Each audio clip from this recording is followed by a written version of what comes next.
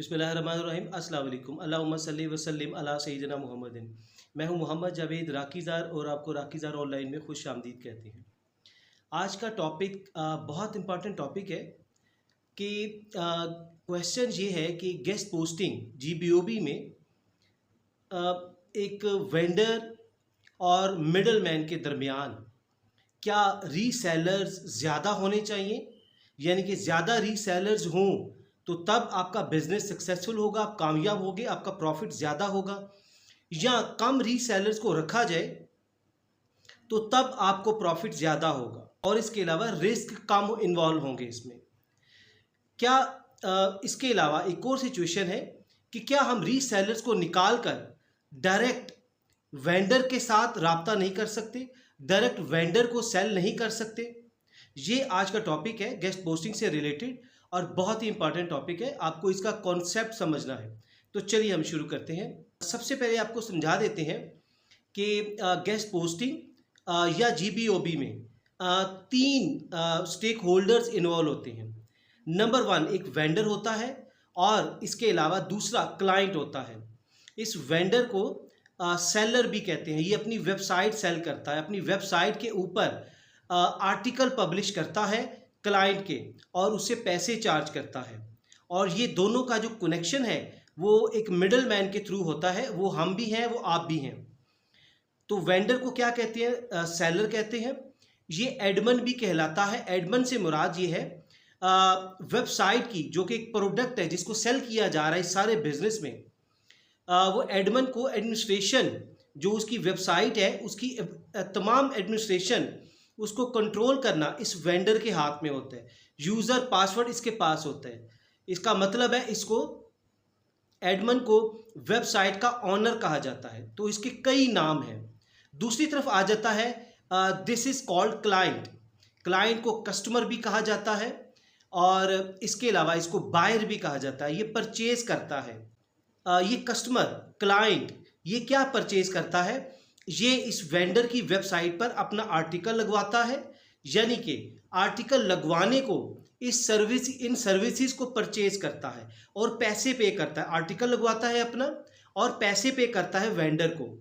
और इसको क्या फ़ायदा होता है? फ़ायदा ये होता है जब ये अपना आर्टिकल लगाता है तो इसके ऊपर अपनी बैक लिंक्स लगाता है, हाइपर लिंक लगाता है कि जब इस वेबसाइट पर लाखों की ट्रैफिक होती है, जब लोग उस पर आर्टिकल पर आकर जो बैक लिंक्स होते हैं उस पर क्लिक करते हैं तो ट्रैफिक जो है, लाखों की ट्रैफिक, वो इस वेबसाइट से इस वेबसाइट पर डाइवर्ट होती है।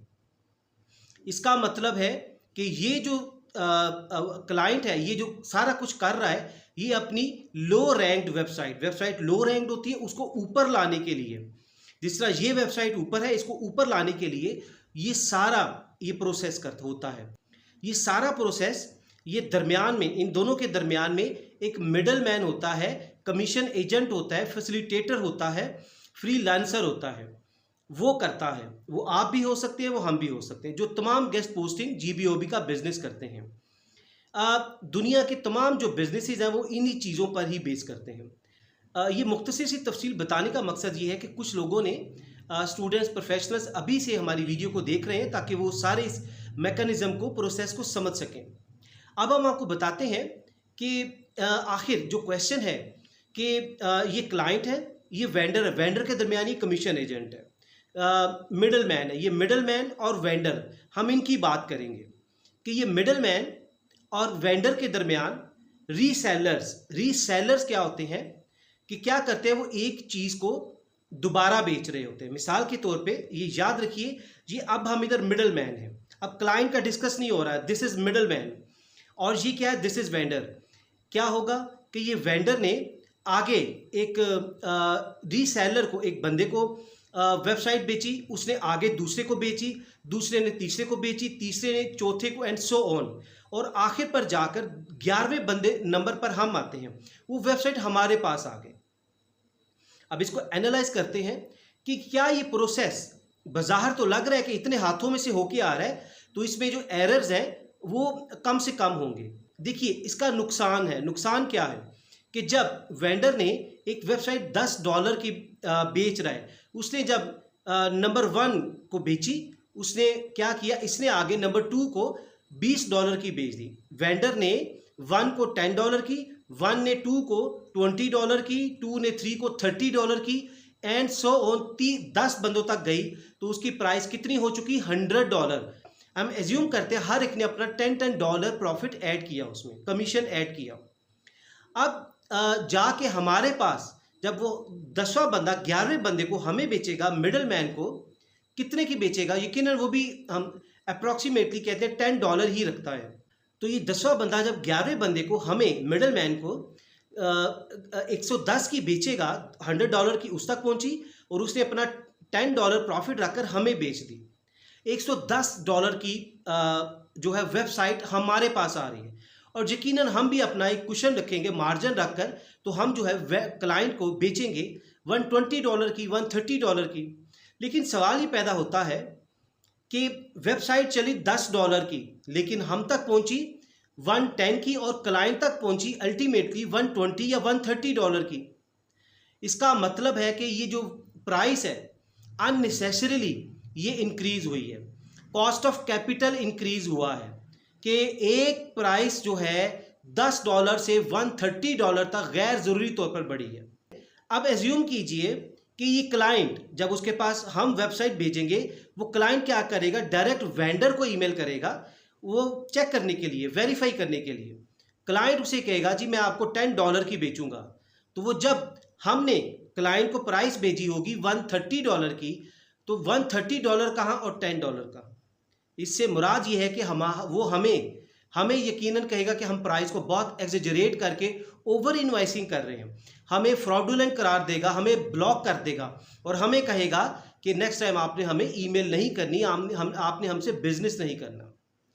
तो नुकसान ये वाला होगा। तो आपको सिर्फ ये बताने का मकसद ये है कि ये सारा प्रोसीजर, जितने आप रीसेलर आप इन्वॉल्व करेंगे, वो यकीनन प्राइस, आपकी कॉस्ट ऑफ कैपिटल बढ़ेगी, आपकी प्राइस बढ़ेगी और आप क्या होगा, जब आप क्लाइंट को कहेंगे तो क्लाइंट यकीनन वो इनकार करेगा। वो आपकी प्राइस, वो जब डायरेक्ट वेंडर से रब्ता करेगा, उसको $10 में मिल रही है, आप उसको 130 में बेच रहे हैं, ऑब्वियसली वो नहीं लेगा आपसे। इससे क्या होगा? आपका बिजनेस डैमेज होगा और आप यकीनन आप डिसअपॉइंट होंगे। इससे साबित क्या हुआ कि आपको वेंडर और अपने दरमियान जितने रीसेलर कम हो उतने ज़्यादा अच्छे। बेहतर तो ये हम रिकमेंड करेंगे सिर्फ एक रीसेलर को रखिए। वो भी क्यों रखें?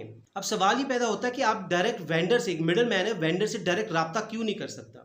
उसकी वजह ये है कि वेंडर आपसे, क्योंकि वो आपको नहीं जानता, आप उसे नहीं जानते, वो आपसे एडवांस पेमेंट मांगेगा। लेट्स से एक वेबसाइट की प्राइस ही $200 है, $50 है, तो आपको वो प्राइस नहीं देनी चाहिए क्योंकि आप बिगनर हैं, आपके पास पैसा भी नहीं है। उसकी वजह कि वेंडर भी आपके साथ फ्रॉड कर सकते हैं, हो सकता है, रिस्क इन्वॉल्व होता है बिजनेस में। तो इसलिए आपको दरमियान में एक बंदा डालना चाहिए जो सिर्फ एक हो, one step away from vendor. आप उस रीसेलर से रब्ता करें और रीसेलर उधर आपको वो चीज़ें सारी वेबसाइट लेकर दे।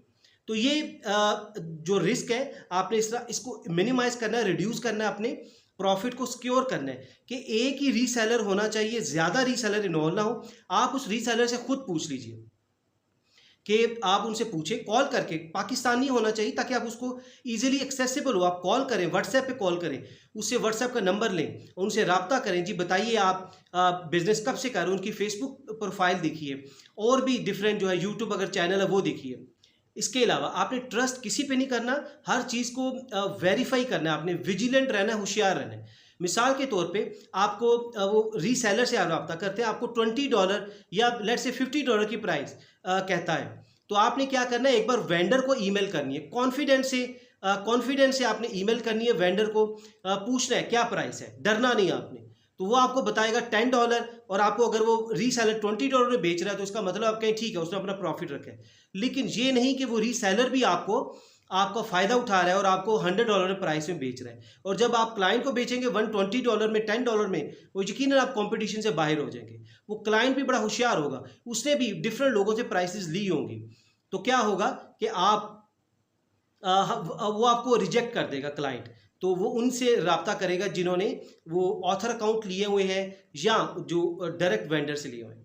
तो होप कि आप समझ गए हैं कि हमें रीसेलर कम से कम रखने हैं, सिर्फ एक रीसेलर रखिए, उसकी लिस्ट को इस्तेमाल कीजिए और उसी के कंधे पे बंदूक रख के चलाइए, यानी कि वो पाकिस्तानी हो और उससे आप ताकि ईजिली आप एक्सेसिबल हो, अप्रोचेबल हो, आप उससे करें और यकीनन आप उससे बातचीत भी कर सकते हैं कि जी आपको पैसे मैं लाइव लिंक के बाद दूंगा।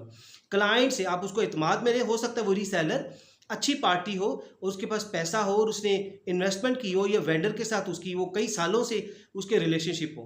तो आप क्या करें, कल उसे कहें कि जी मैं आपको क्लाइंट से जो ही लाइव लिंक होगा, मैं क्लाइंट से जिनकी उसकी वेबसाइट जो है क्लाइंट की, जब वो पब्लिश हो जाएगी तब आप क्लाइंट से पैसे लेकर आपको देगा। तो इस तरह से आप उसको इत्मीनान में लेकर बातचीत कर सकते हैं। होप कि आपने इधर से कुछ ना कुछ सीखा है। अगर सीखा है नीचे कमेंट में बताइए, और अगर आप इसका कोर्स गेस्ट पोस्टिंग या जीबीओबी का कोर्स करना चाहते हैं, दुनिया में कहीं भी किसी भी हिस्से में है, पाकिस्तान के किसी भी शहर में है, यूके यूएस में है, कहीं भी, तो आप हमें ऑनलाइन हमारा कोर्स ये ज्वाइन कर सकते हैं। और we are just a call away.